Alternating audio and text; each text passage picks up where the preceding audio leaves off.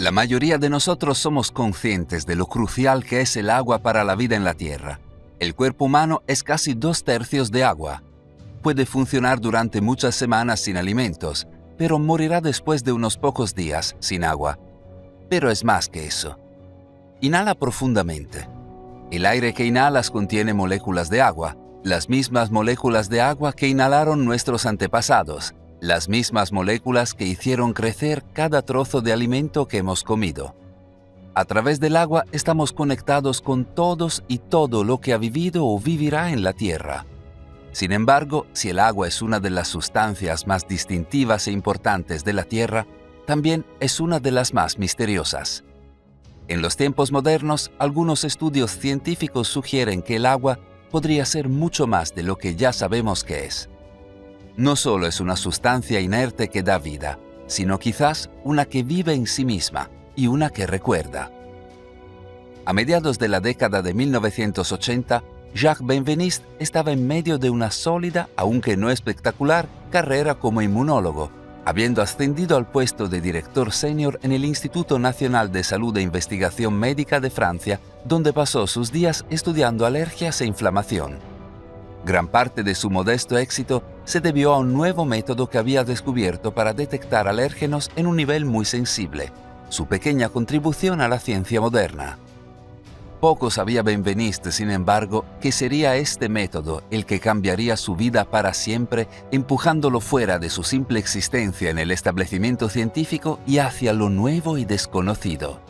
Sucedió inesperadamente un día, cuando uno de los jóvenes médicos del equipo de investigación de Benveniste preguntó si podían usar su método para probar la eficacia de las diluiciones homeopáticas. La homeopatía es una práctica médica alternativa que cree que lo similar cura a lo similar, que una sustancia que causa ciertos síntomas puede usarse para eliminar estos síntomas. Según los homeópatas, una sustancia puede diluirse muchas veces en agua hasta que no quede nada. Luego, este agua, a pesar de no poseer físicamente nada de la sustancia original, puede usarse para tratar los síntomas. Cuanto más diluida esté la sustancia, creen los homeópatas, más potentes son sus poderes curativos. El estudiante de Benveniste quería examinar el agua que poseía una sustancia que luego se había diluido, para ver si había alguna base científica detrás de las creencias homeopáticas. De esto, Benveniste se mostró escéptico, respondiendo: «Pruebe si quiere, pero no tendrá ningún efecto. Las diluiciones altas son simplemente agua».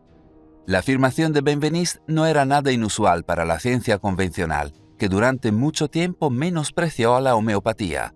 Excepto que, cuando él y su equipo se aventuraron a realizar el estudio, lo que encontraron los sorprendió. Primero, diluyeron una sustancia que causó una reacción alérgica, muchas veces en agua hasta que no quedaron moléculas de la sustancia. Cuando luego agregaron este agua a las células vivas, todavía provocó una reacción alérgica, como si la sustancia alergénica todavía estuviera presente. ¿Cómo podría ser esto posible? Era como si el agua hubiera retenido de alguna manera el recuerdo del alérgeno con el que había estado en contacto anteriormente.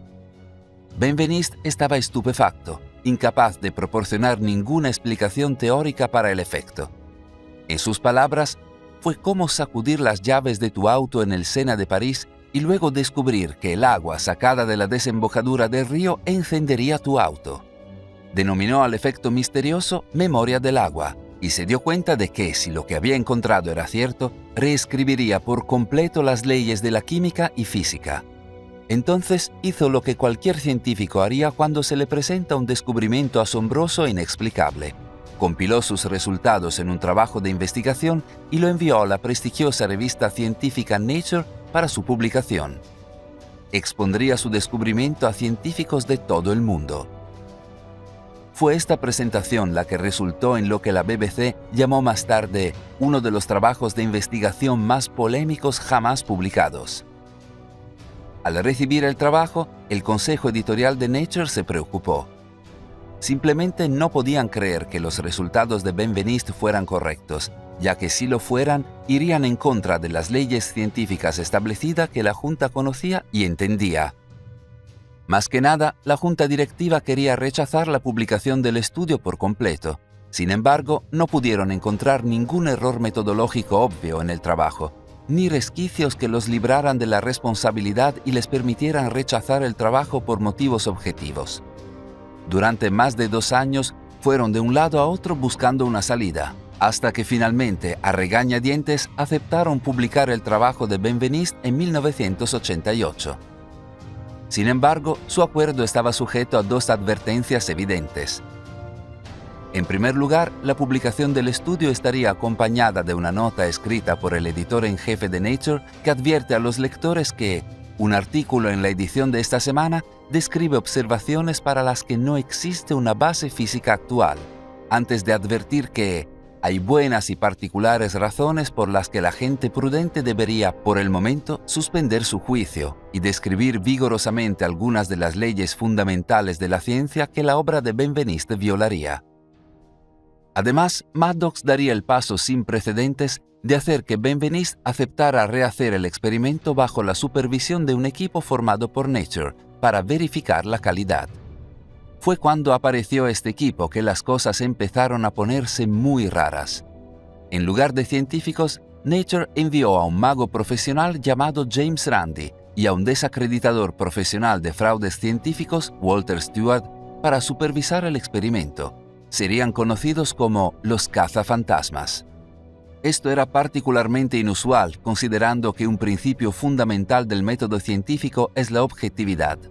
Se supone que los científicos no entran en un estudio buscando resultados específicos, pero Nature había enviado a hombres cuyo trabajo era desacreditar para entrar en el estudio buscando resultados específicos y contrarios. Como era de esperar, dado que este era su trabajo, esto fue lo que hicieron. Al principio, las repeticiones del experimento parecían confirmar los resultados iniciales de Benveniste, pero cuando fallaron los ensayos posteriores, los cazafantasmas se apresuraron a publicar la conclusión de que los resultados originales no eran reproducibles. La teoría de la memoria del agua de Benveniste, afirmaron altivamente los cazafantasmas, era tan innecesaria como fantasiosa. El mago profesional James Randi dio el golpe de gracia cuando comparó el trabajo de Benveniste con afirmaciones de haber visto un unicornio, cuando todo lo que había visto era una cabra.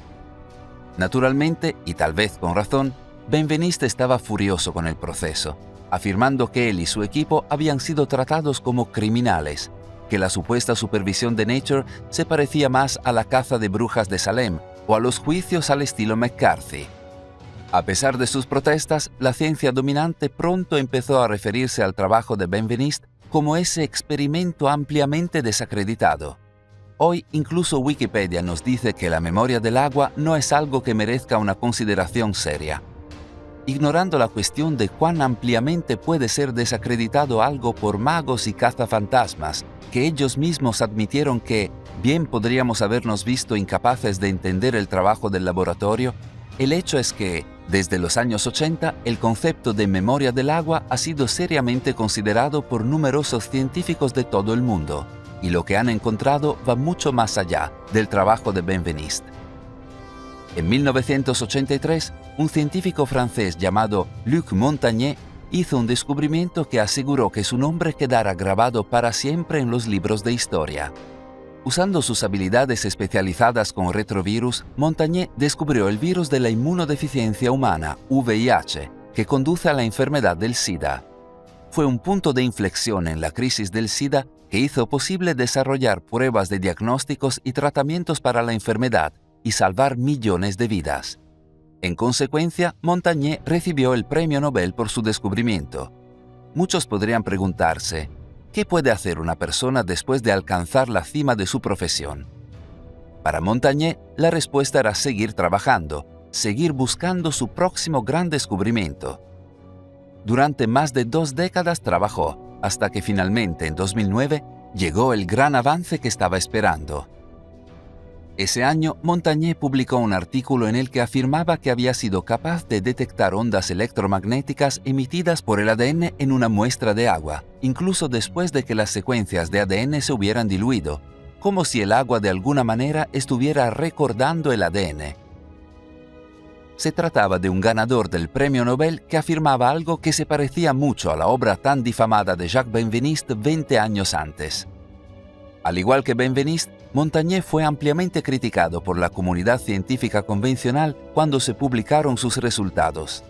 Sin embargo, con un premio Nobel en el bolsillo, no se dejó intimidar. Siguió trabajando y los resultados fueron aún más increíbles. En 2011, Montagné descubrió que una muestra de agua altamente diluida que poseía las ondas electromagnéticas de las secuencias de ADN que se habían diluido podía transmitir la información a un segundo tubo de muestra que contenía solo agua purificada. Al someter la muestra de agua purificada a las ondas electromagnéticas emitidas por el ADN, que se encontraba en la primera muestra diluida, y luego iniciar la reacción en cadena de la polimerasa, las secuencias de ADN podrían replicarse con una precisión del 98-100%. Parecía como si el agua diluida no solo mantuviera la memoria de las secuencias de ADN, sino que fuera capaz de transferir la memoria a otra agua. Pero había más. Montagné y su equipo descubrieron que podían incluso transmitir las señales electromagnéticas del ADN de forma digital entre ordenadores a través de Internet y replicar el ADN en agua totalmente nueva en laboratorios distantes.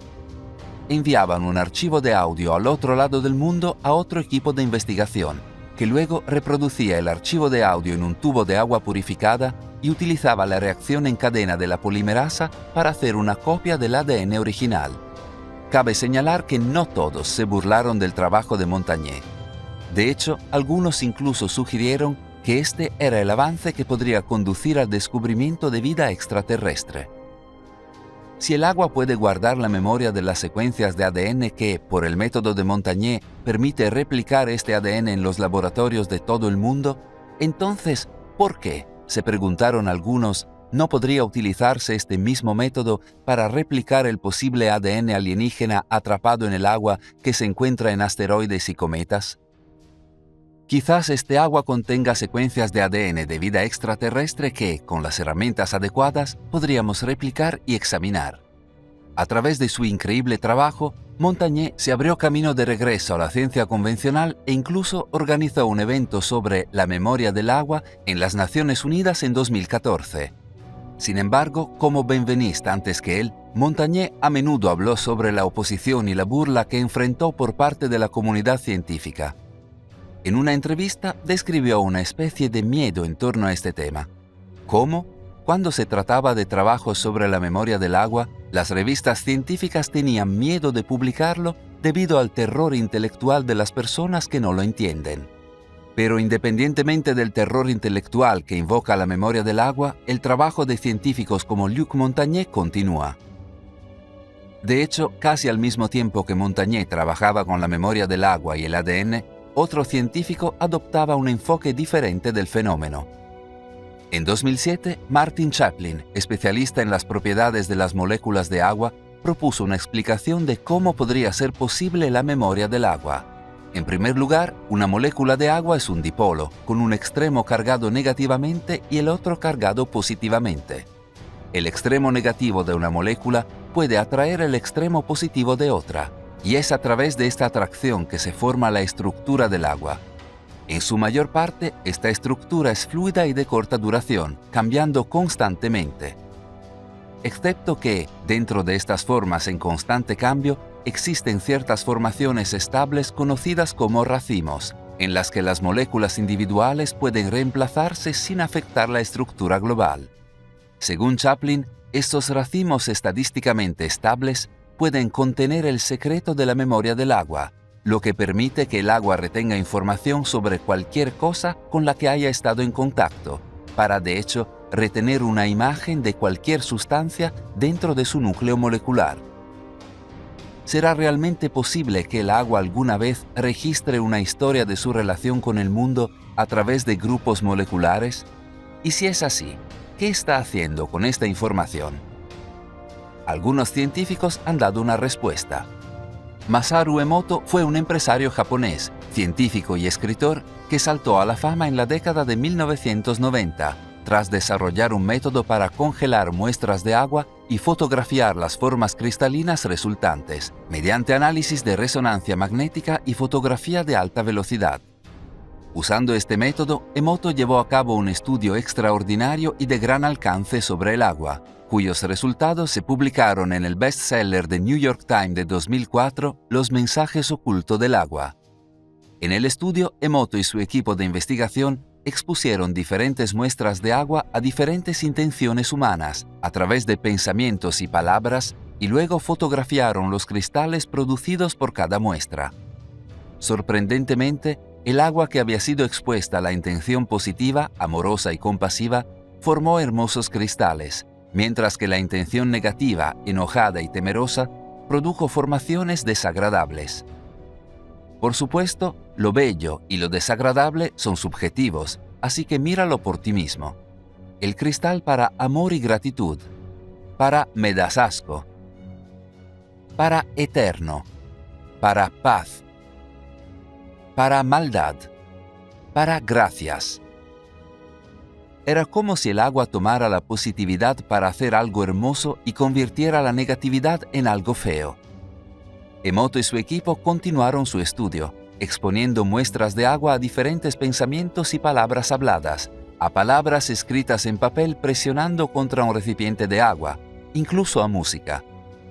Observa el cristal formado por el agua que había escuchado la Sinfonía número 40 de Mozart y compáralo con el cristal formado por la música heavy metal. Eventualmente, Emoto llegó a una conclusión que era a la vez simple y profunda. Afirmó que se pueden obtener cambios positivos en los cristales de agua a través del aprecio y el amor, a través de oraciones y palabras de agradecimiento, a través de música hermosa. En 2006, Emoto buscó mostrar esto a gran escala. Ese año pidió a miles de personas de todo Tokio que enviaran muestras de agua con intención positiva en una sala protegida electromagnéticamente en su laboratorio. En otros lugares mantuvo otras muestras de agua de la misma fuente, que servirían como control y no estarían sujetas a las intenciones de las personas. Luego fotografió los cristales producidos por cada muestra antes de pedirle a un panel independiente de 100 jueces que calificaran los cristales resultantes en función de su atractivo. Como era de esperar, el agua que había recibido las intenciones positivas recibió puntajes mucho más altos por sus cristales. ¿Cómo podría ser esto posible? El agua parecía no solo recordar, sino cambiar físicamente en función de aquello con lo que interactuaba, aunque esa interacción fuera a través de pensamientos y oraciones intangibles. De ser cierto, esto cambiaría todo lo que sabemos sobre el agua, e incluso sobre nuestro mundo. Como dijo Emoto, el agua es el espejo que puede mostrarnos lo que no podemos ver. Es el plano de nuestra realidad, que puede cambiar con un solo pensamiento positivo. Todo lo que se necesita es fe, si estás abierto a ella. Como era de esperar, el trabajo de Emoto fue rápidamente descartado por la ciencia convencional. Sin embargo, al mismo tiempo que Emoto estudiaba sus cristales, otro científico del otro lado del mundo realizaba su propio estudio similar sobre la memoria del agua, con resultados igualmente sorprendentes. En el Instituto de Estática y Dinámica para Construcciones Aeroespaciales de la Universidad de Stuttgart, en Alemania, un científico llamado Bernd Kröplin instruyó a un grupo de estudiantes para obtener una gota de agua de la misma fuente al mismo tiempo. Luego, la estructura interna de cada gota individual se examinó bajo un microscopio. Increíblemente, cada gota creó su propio patrón único, a pesar de provenir de la misma fuente. Era como si el agua hubiera absorbido y recordado algo de cada estudiante individual y cambiara a sí misma en consecuencia. Kröplin y su equipo fueron más allá, poniendo diferentes especies de flores en diferentes muestras de agua de la misma fuente. Nuevamente, las gotas obtenidas de cada muestra produjeron patrones totalmente diferentes dependiendo de la flor. Los investigadores no pudieron obtener suficiente, repitiendo el experimento una y otra vez con diferentes entradas, exponiendo agua a música, ultrasonido, incluso la radiación de microondas de un teléfono celular. Cada vez, el agua de la misma fuente produjo patrones diferentes dependiendo del tratamiento. Realmente parecía que el agua recordaba y cambiaba en función de lo que entraba en contacto con ella. Aquí se debe hacer la pregunta: si el agua realmente toma información de todo lo que entra en contacto con ella y se modifica en consecuencia, entonces, ¿qué significan estos cambios para el agua misma y para la salud de los seres humanos y nuestro planeta?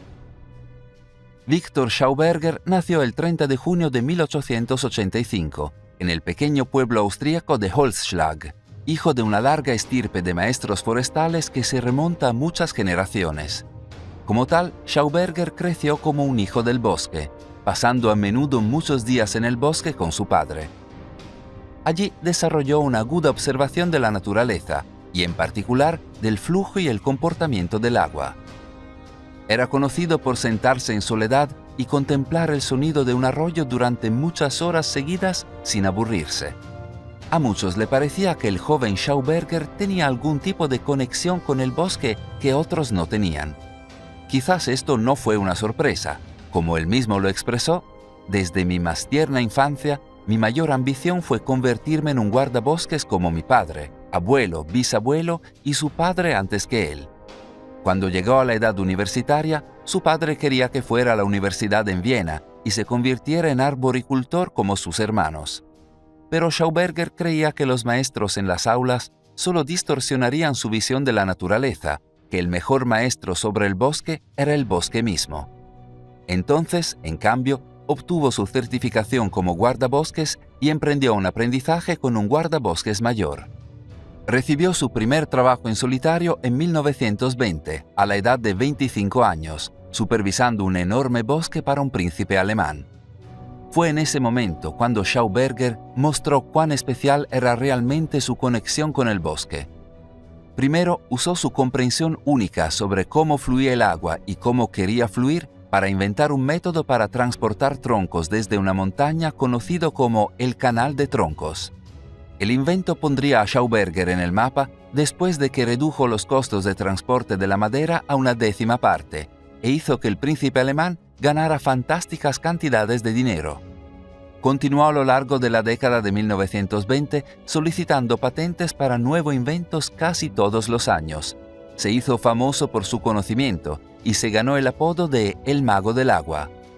Pero a pesar de todo su trabajo y toda la reputación que logró con él, un momento siempre se destacó para Schauberger, una experiencia que llegaría a moldear totalmente su visión de la naturaleza y del mundo. Mientras visitaba un remoto distrito en las montañas con unos viejos cazadores, Schauberger fue llevado a una antigua cabaña de piedra que cubría un manantial natural utilizado durante mucho tiempo por los cazadores. En algún punto, los cazadores decidieron derribar la cabaña, vieja y decrépita como estaba. Pero cuando lo hicieron, el manantial se secó casi instantáneamente, lo que, según insistieron los cazadores, nunca había ocurrido antes. Había que hacer algo, ya que necesitaban este manantial. ¿Pero qué? Finalmente, alguien hizo la inusual y quizás desesperada sugerencia de que la cabaña debía ser reconstruida. Increíblemente, cuando se reconstruyó, el agua volvió casi inmediatamente. Era casi como si el agua tuviera recuerdos de las piedras y regresara cuando redescubriera su presencia, desafiando la gravedad para buscar las piedras desde debajo de la tierra. Cuanto más pensaba Schauberger en este manantial, más claro se le hacía. El agua no era solo una sustancia químicamente inerte. No, el agua estaba viva. En sus palabras, considero el agua como la sangre de la tierra. Su proceso interno, aunque no idéntico al de nuestra sangre, es muy similar. Es este proceso el que le da al agua su movimiento. A partir de sus años de experiencia, Schauberger propuso que el agua viva giraba y pulsaba de formas muy específicas cuando estaba saludable, lo que le permitía mantener la pureza y la función. Por el contrario, el agua podría morir si se le trataba mal. Su vitalidad dependía de cómo fluía, siendo el agua de manantial natural la mejor y más saludable opción, ya que brotaba de un entorno virgen dentro de la tierra. A partir de esta percepción, Schauberger se volvió temeroso de las formas en que los humanos usaban y trataban el agua en los tiempos modernos, empujándola a través de largos canales rectos en dispositivos cilíndricos que no se encuentran en la naturaleza, a través de muchas curvas cerradas en ángulo recto, a diferencia de las suaves curvas de un arroyo o río. Schauberger creía que este tratamiento causaba la ruptura de la estructura natural del agua. Si el agua era un ser vivo, entonces así era como moría. Lo que esto significaría para el planeta y los seres humanos que dependen del agua para su supervivencia aterrorizaba a Schauberger. De hecho, pasó los últimos años de su vida trabajando intensamente en el desarrollo de un dispositivo que produjera agua viva, simulando el movimiento de los arroyos de montaña. Por esto, muchos en la ciencia tradicional se burlaron de él, a lo que él respondió: «Me llaman desquiciado. La esperanza es que tengan razón. No tiene mayor o menor importancia que otro tonto deambule por la Tierra, pero si yo tengo razón y la ciencia está equivocada, entonces que el Señor Dios tenga misericordia de la humanidad». La pregunta de cómo la manera en que manejamos nuestro suministro de agua afecta el agua misma ha sido explorada en tiempos más modernos por un tal Masaru Emoto. Usando el mismo método con el que examinó el agua cargada de intención humana, Emoto estudió los cristales producidos por muestra de agua de diferentes fuentes.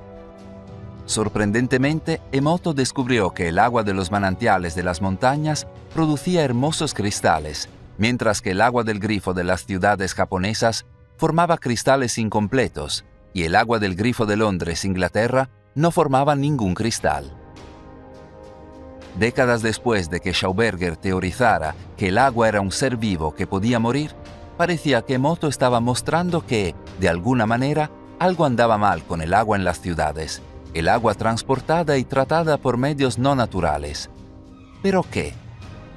En 2005, un equipo de biofísicos rusos dirigido por Konstantin Korotkov viajó a una región remota de Venezuela para realizar un estudio innovador.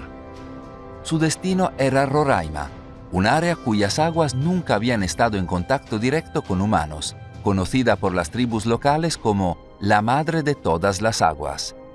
Durante 3 días, los científicos viajaron a través de la sabana venezolana, a través de selvas y finalmente subieron una pared de 800 pies para llegar a la cumbre de Roraima, donde el agua se encontraba en un estado virgen único. Su misión era probar el agua allí, usando un dispositivo que Korotkov había desarrollado para medir el brillo electrofotónico alrededor de personas, plantas, objetos y sí, agua. En pocas palabras, medirían las propiedades energéticas de la madre de todas las aguas. Korotkov y su equipo plantearon la hipótesis de que las aguas de Roraima podrían tener 2 o incluso 10 veces la energía del agua normal. Pero cuando comenzaron sus análisis, los resultados los sorprendieron. El agua de Roraima no era 2 veces más activa, ni 10 veces, sino 40.000 veces más activa que el agua normal.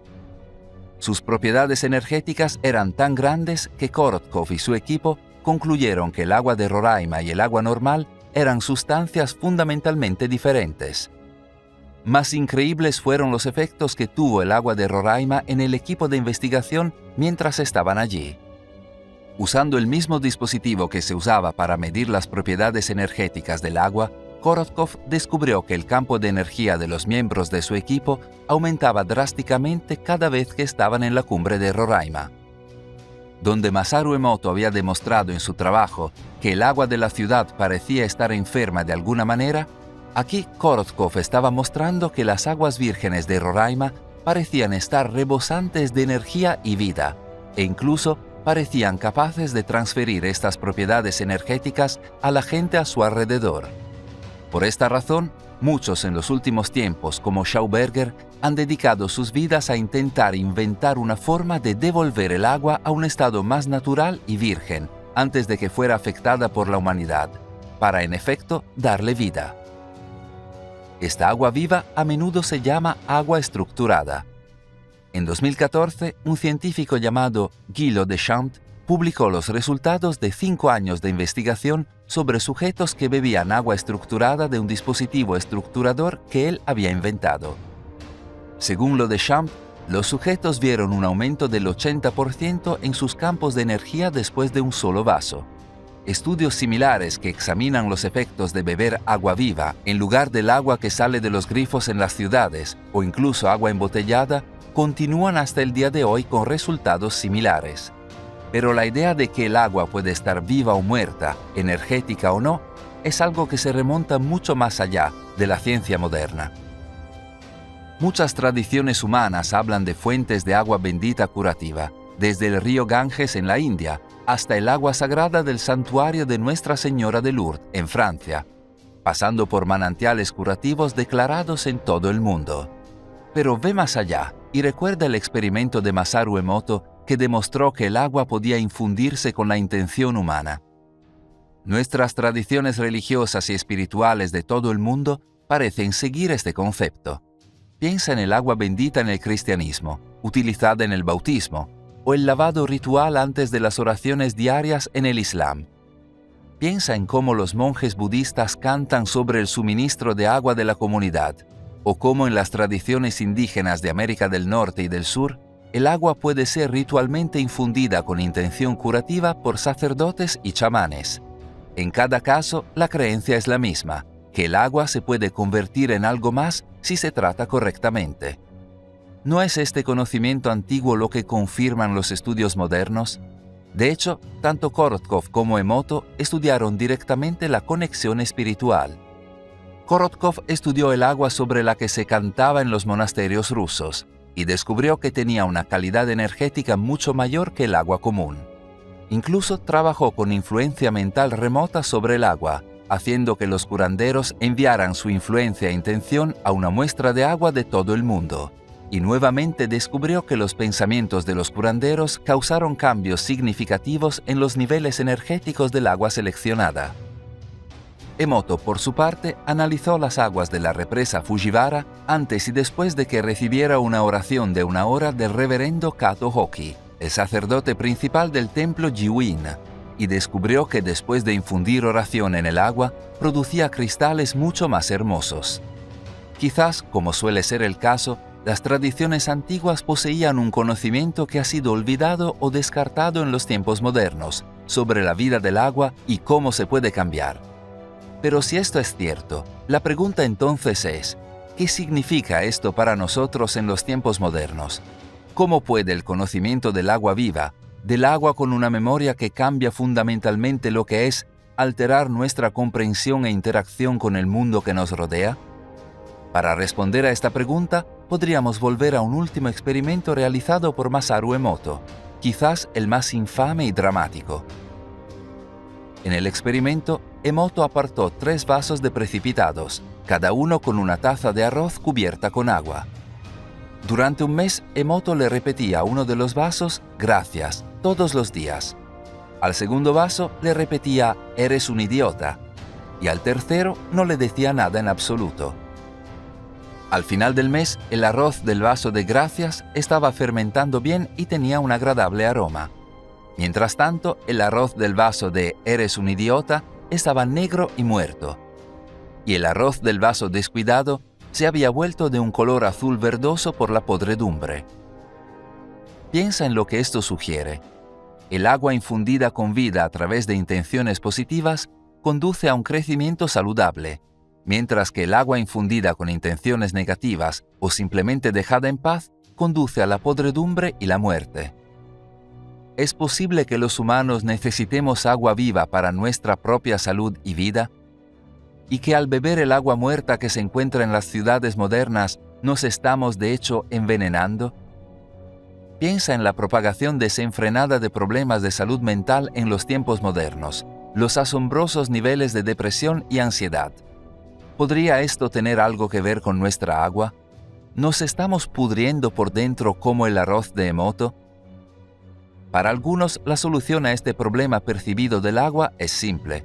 Debemos beber agua viva de dispositivos estructurantes, como los creados por Schauberger y Lodechamps. De lo contrario, al menos podemos tomarnos el tiempo para orar, cantar o enviar buenas intenciones a un vaso de agua antes de beberlo, o a una tina de agua antes de bañarnos.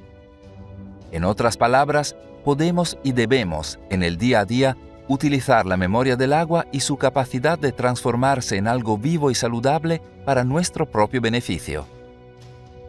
Otros, sin embargo, sugieren que nuestro conocimiento del agua viva y su increíble memoria pueden llevarse mucho más lejos en la búsqueda de la salud humana. De hecho, algunos estudios recientes incluso sugieren que el agua viva y su memoria podrían ser un factor crucial en el futuro de la terapia contra el cáncer, permitiendo la transmisión de sustancias curativas que actualmente no tienen forma de utilizar su función clínicamente. Y sin embargo, no se trata solo de los efectos directos del agua en la salud humana, sino de sus efectos potenciales en los alimentos que comemos. Schauberger, por su parte, siempre afirmó que el agua viva era mucho mejor para la agricultura, algo que numerosos estudios recientes ahora demuestran que es cierto. Por ejemplo, un estudio reciente del Centro de Tecnología del Agua de la Universidad Agrícola de Tamil Nadu en India les dio a los agricultores agua de un dispositivo estructurador y les indicó que regaran algunos campos con agua estructurada y otros con agua normal. Los resultados fueron un aumento sorprendente tanto en el crecimiento como en el rendimiento de los campos que utilizan agua estructurada, duplicando efectivamente la producción de cada cultivo de trigo, tomates, calabacines, pimientos verdes y frijoles. Otros estudios han demostrado que el uso de agua estructurada conserva el agua, mejora la salud del suelo, reduce la necesidad de pesticidas e incluso produce alimentos de mejor sabor con una mayor calidad nutricional. Es increíble pensar que en una era de crisis agrícola mundial provocada por el cambio climático, el agua viva podría ser la clave para alimentar al mundo. Con su inmenso potencial para la salud humana, la agricultura y la salud del planeta, es extremadamente extraño que gran parte de la ciencia convencional continúe ridiculizando y descartando los conceptos de agua viva y memoria del agua. No importa la cantidad de evidencia que surja, la ciencia convencional continúa retratando burlonamente a quienes trabajan en el campo, como lo hicieron con Jacques Benveniste desde el principio, como ampliamente desacreditados. Un artículo de Vox que habla de Masaru Emoto es indicativo de la actitud que adopta gran parte de la ciencia ante el tema. En él, los altos frentes del pensamiento tradicional explican: pocos científicos han tratado de desacreditar sus afirmaciones, ya que son tan evidentemente ridículas. En otras palabras, no es que hayan demostrado que los investigadores de la memoria del agua estén equivocados, es que les ofende la sugerencia de que siquiera lo intenten, de que incluso se les pidiera una prueba. ¿Por qué una actitud tan cerrada por parte de un establecimiento científico que seguramente sabe lo equivocado que ha estado en el pasado? John Maddox, el entonces editor en jefe de la revista Nature, quien se ocupó del artículo original de Benveniste sobre la memoria del agua, pudo haber proporcionado accidentalmente una respuesta cuando dijo: «Nuestras mentes estaban tan cerradas como no preparadas para cambiar toda nuestra visión de cómo se construye la ciencia». Pero eso es todo. A veces es necesario un cambio drástico de visión. La Tierra era plana hasta que dejó de serlo. Con lo que está en juego, este podría ser uno de esos momentos. Como dice el refrán, a veces la herejía de hoy se convierte en la verdad de mañana. Gracias por vernos. Si te ha gustado el video, haz clic en el botón me gusta. Y si eres nuevo, presiona suscríbete y la campana a continuación para recibir notificaciones futuras.